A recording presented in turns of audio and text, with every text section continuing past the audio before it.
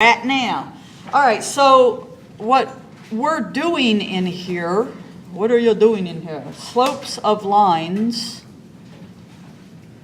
versus slopes of curves,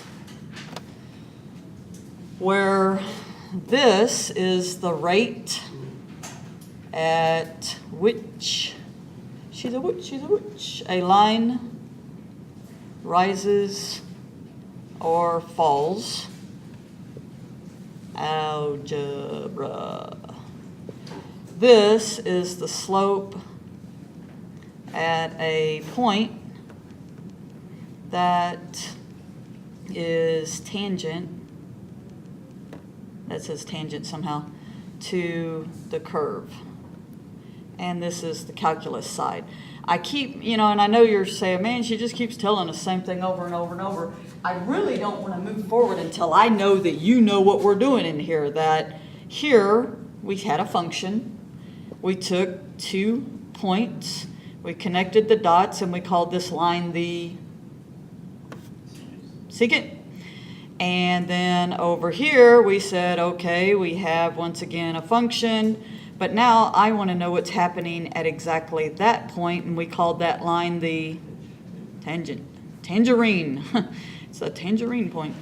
All right, so that's what you're doing in here. And again, this class gets so theoretical. I think you get to the point f of x of 1 plus h minus f of x of 1 divided by h over and over and over. And I think you get to the point where you forget what you're even doing, okay? So hopefully you kind of sort of got that down. All right, so what we're going to do is an example that's a little easier than the football quiz one. And I'm doing that on purpose because then we'll build to get to that one. So what we want to do is we want to find the slope for this function f of x equals x squared at the point 2, 4. So that's what you're doing in this class. The very beginning is you're just finding slopes. As I've mentioned a gazillion times already, draw a picture. Every one of you in here can draw x squared. Okay, so there's my function. I want at the point, uno, dos, right chair, at the point 2, 4, I want a tangent line, and I want to know what the slope of that tangent line is. That's what I'm doing with this formula that we keep writing over and over and over and over. Because maybe this is, I don't know, my bank account going up. That's pretty cool, huh? And I want to know how fast it's changing, okay? As you're going to see today, we may want to know the volume of something that's changing at that exact point in time, 2 seconds or whatever. All right, so I keep saying, well, you're just finding slope. So let's just write the slope. Change in y over the change in x. I would get for a while, keep writing this over and over. You know I say I'm not a memorizer, but I think it'll get you to the point where you can see you're really just doing algebra. You're just plugging, you're evaluating the function at particular values. Okay? Well, at what particular values? Remember, this is my x of interest, which is that 2. So I'm going to do a couple of extra steps. Some of you probably don't need these extras, but to help the beginners in here, I'm going to just put a 2 where I see the x of 1s. 2 all over h. And the reason I do this step is because many students, and in fact, both of my other classes have already asked, they're having trouble going from this step to the next step. However, if you go back to the old days when you were doing that crazy algebra stuff, and I said f of 2, find f of 2 for x squared. What did you do? Plugged in 2. So you got 2 squared and you got 4. Well, is there any difference if I say find f of 2 plus h? What do? Plug in 2 plus h. And so you're doing the same exact thing right here. And this is, I don't know why well, I can't say I don't know why, because I probably struggled when I was first learning this. This is the step students have trouble with, is taking this and plugging it into that function when the function gets harder. Okay, x squared, and that's why I said I'm going to start a little easy. So what I'm going to do is, remember, that's my function, x squared. Everywhere I see an x, I'm going to plug in 2 plus h x squared. So that's all I did, was I just plugged in 2 plus h. That's that piece. Now I'm going to plug in 2 squared. Now, those of you that are really paying attention and are awake said, well, why would you even do that? There's the value right there. And you can. I mean, when the equations get harder, why redo it? You know, there's my 4. That's this value, because if I evaluate my function, f of 2 is the same thing as what does y equal? Well, they already give me that. Okay, so regardless. And so now I'm going to divide this by h. This class, I say this over and over and over. Students don't struggle with the calculus in this class. They don't. They struggle with the algebra. If your algebra is weak, then you're going to have to beef it up, meaning, you're going to have to practice a lot of these things. So here, all I'm going to do is FOIL the 2 plus h times 2 plus h. So if you kind of remember the shortcut, you square the first one, you take 2 times the 2h, and then you square the last one. So that's all I did. Minus 4 all over h. Now, when you are working these problems over and over and over, and again, it's kind of nice having many sections of these because I get the same questions a lot. Students say, well, what happens if you can't factor an h out? You did something wrong. If all your numbers do not cancel, you need to back up and go to that step. Because apparently you just, you made some kind of a mistake. This will always happen, which will leave me left with the 4h plus h squared over h. Kind of do an extra step here. I'm going to factor out an h. So I have 4 plus h over h. That cancels. I get 4 plus h, and what do I do with the h? Set it equal to 0. We're letting that go to 0 because we're wanting to get very, very, very, very close to that point. Well, how close? As close as we can. So we want our h to be very small. How small? Why not make it go to 0? Because, and you say, well, then why you got to go all this junk? I could have made it go to 0 at the beginning. I know you can't. Remember that whole Homeland Security thing that you still don't get that I did? You can't divide by 0 here. So this has to happen. Okay, because that was a question in one of my other classes, is what if the h's don't cancel? You did something wrong. What should be negative 4? You had 4 plus h, you said it's equal to 0, so would you do 4 was equal? Oh, no. I'm not solving for h. I'm actually, let me write that. I'm glad you asked that. Let me write that extra step. I'm doing that. I'm actually plugging in 0 for h. Yeah. Okay, and so that 4 is what? Slope. Good answer. Just always answer slope and you'll be right. I used to tell my pre-cal students, just always answer all real numbers, domain, all real numbers, all real numbers. And then I did a test and none of the answers were all real numbers. It was awesome. All right, so me, being the skeptical person I am, I go back up here and I look at my picture and I say, yeah, I kind of believe it because 4 is a positive, and this would have been the whole, should it have been negative? Well, no, I can look at that line right there and positive sounds good. Does that look like a slope of 4? I don't know. So what I would do is I would find the equation of that line. You know how to do it? How? Well, that's not the right one. So if I do y equals mx plus b, what is this equation?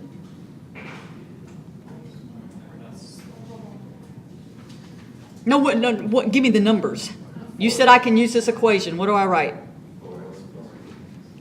Plus b, what's b? Oh, y'all are wanting to do, I don't like that way. Yeah, so you can plug in your x's and y's. I was trying to get you to say, well, if you know the slope and you have a point, what was my point, 2,4? Don't you remember the point slope? Yeah, but what you guys are saying, certainly you could do the same thing too, right? You can plug in, because you know your x and y. So here, all I'm gonna do is just start plugging things in, and away I go. So y minus 4 equals 4 times x minus 2. Now, you have been told your entire life to solve that for y, and my question is why? You know, why do I gotta solve it for y? Well, my answer is because normally that's how you have to put it in your calculator, right? It has to be y equals. If you're taking a test and test what do you normally run out of, time, I'm fine, stop, you're done. Okay, move on, go on to the next problem. If you want to graph this, which is what you should do, that's my whole point of doing this, then you should go through these steps. So y minus 4 equals 4x minus 8. And then, of course, add 4 to both sides, and I get this equation.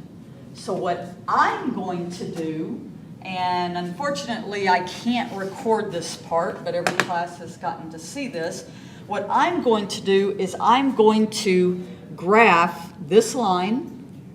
I'm going to graph my function, and I'm going to plot my points and see if it makes sense. Okay? You need a chair? Yeah. You can sit right here. All right, so I do not prefer the calculator, and the reason why is because one day you laugh and make fun of old people, but one day you'll be old too. I always have you guys like walk up to me and go, "Can you show me how to do this?" I'm like, "If you get it out of my freaking face, maybe, you know." I'm getting to that age where, you know, you're just like, yeah, that's clear right there, you know. So I don't like calculators, because why do I like things like this? Look at that, how easy it is to zoom in and out. So my suggestion, unless you have an Inspire, because those are in color and they're very nice to move around, is you need to buy, I mean, it would be nice for today's quiz, but you need to by next week have some way you're going to graph. However you're going to do that, completely up to you. This website, and in fact, I used to use another free graphing program, but this website, okay, maybe it's not that one.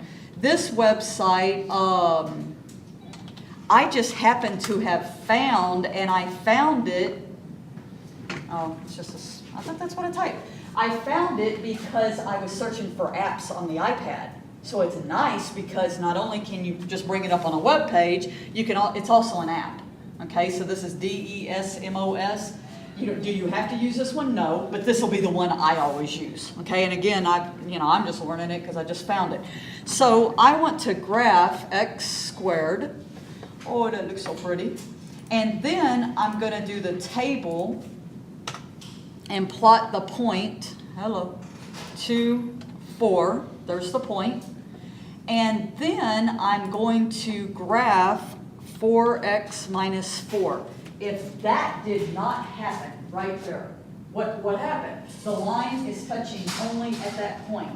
If I would have just made some kind of a mistake, let's say my math is a little off from all those beers last night, right? And I had plus 4, then notice that doesn't make any sense.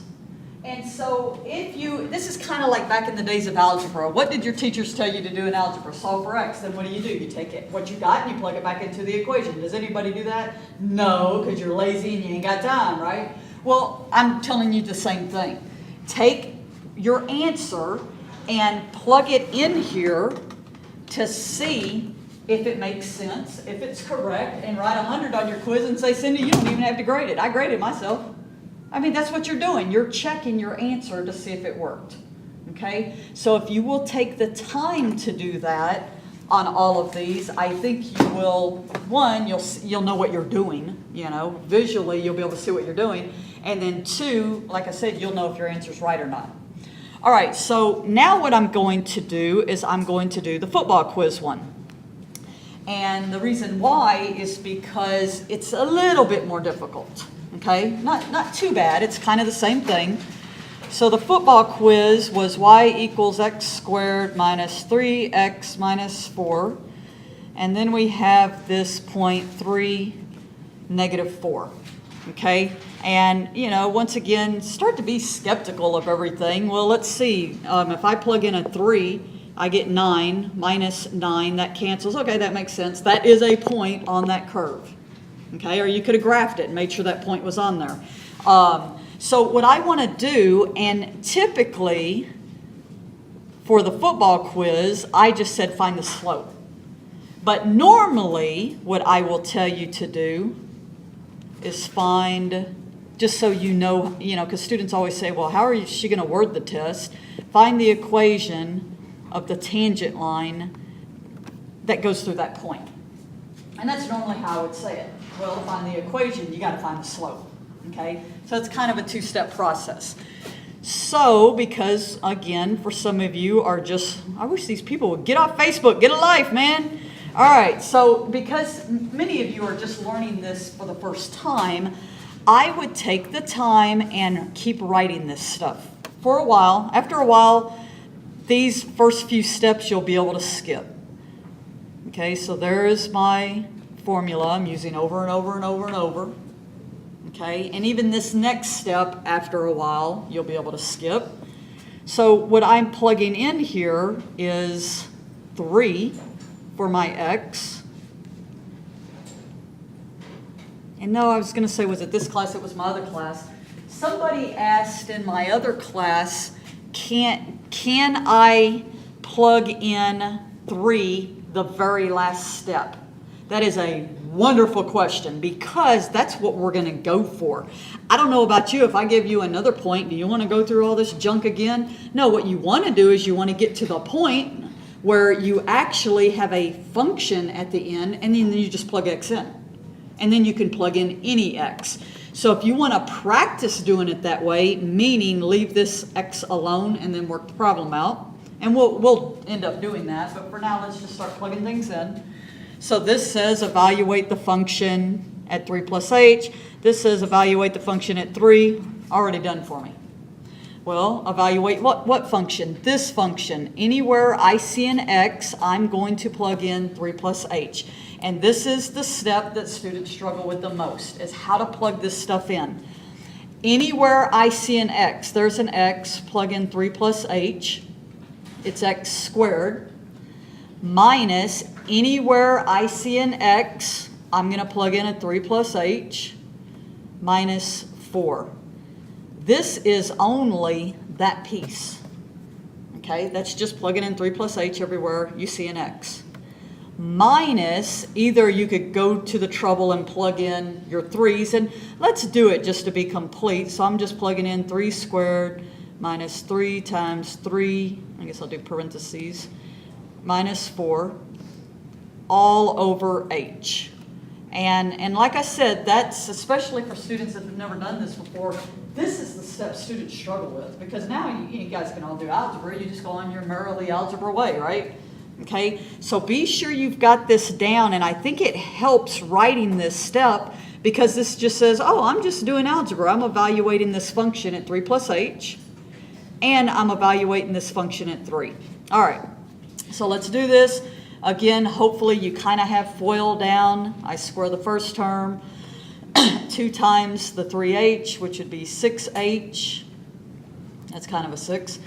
And then I square the last term. I'm going to, in the same step, go ahead and distribute that negative 3. So I'm going to end up with negative 9 minus 3h minus 4. So that's the first part. Minus, I already know that's negative 4. Okay, so that's, I'm in my algebra land now. I'm no longer really doing calculus, okay? Just doing the algebra stuff. Well, that, a negative and a negative becomes positive. We are happy with our bad self. If that didn't happen, and what do I mean by that? I mean everything that is left over here, up here, has h's with it. If you ended up with a number here left over that it didn't get marked out, then you need to back up a step. Okay, and that's important, because otherwise students work 3 pages on one problem and the whole thing's wrong and they pretty much have to start over. So start looking at every single step, And so now I have, and I'm going to go ahead and do this. I have a 6h minus a 3h, so that's 3h. And then I have a plus h squared all over h. Okay, so that's all that's left. Do the extra step here. I'm going to factor out an h on the top. And then I end up with 3 plus h, and as you guys just told me, you plug in 0, and I guess all those people on Facebook were correct. I put 3 at least, which was pretty much everybody. Okay, so that gives me my slope. Now again, don't know if that's right, so let's do my y minus y1. And let me mention, I kind of, jokingly said, I don't want to do it that way. I'm not one of those teachers, you got to do it my way. Okay, you can, if you want to use the y equals mx plus b and you want to solve for b, that's fine. Okay, you can use any way you want. All right, so now if I can see up there my information, I have a -4 for my y. I just found my slope is 3, and up here I have a 3. So I'm looking at that right there. So that's all I did was plug in these values. And then of course, I'm gonna have y plus 4 equals 3x minus 9, or y equals 3x. All I'm doing is solving this for y. Uh-oh, stop it. 3x minus 13. Okay, so all I did was this step. Sorry, that's a little messy.